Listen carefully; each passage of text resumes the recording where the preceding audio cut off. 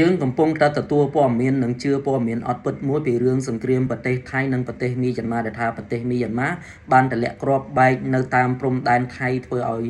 ថៃជំនះប្រជាពលរដ្ឋខ្លួនជាង 15,000 នាក់តាមពិតរឿងសង្គ្រាមពីរហ្នឹងគឺអត់ពាក់ព័ន្ធថៃនិងមីយ៉ាន់ម៉ាទេគឺពាក់ព័ន្ធនឹង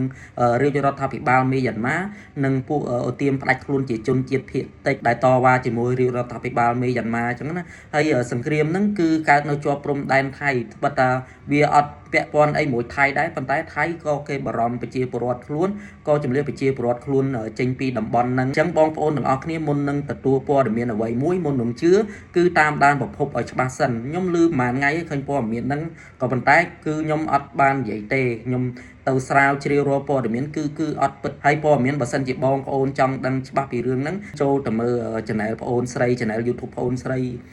សួងជីងនេះគាត់បាននិយាយពីលម្អិតពីព័ត៌មានខាងហ្នឹងខ្ញុំមិនចង់ដាស់តឿនបងប្អូនមុននឹងទទួលព័ត៌មានអ្វីមួយគឺតាមដានប្រភពឲ្យជាក់លាក់សិនចាំជឿ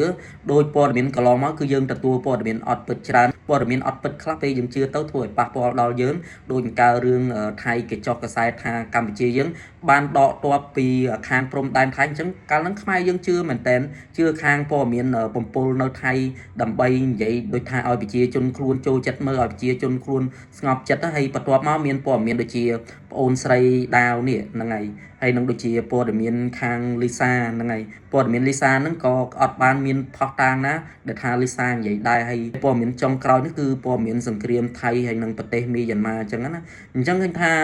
សង្គមយើងឥឡូវនេះគឺសបោព័ត៌មានអត់ពិតច្រើនហ្នឹងហើយអញ្ចឹងបងប្អូនត្រូវប្រយ័ត្នមែនតើជៀសវាងទទួលព័ត៌មានអត់ពិត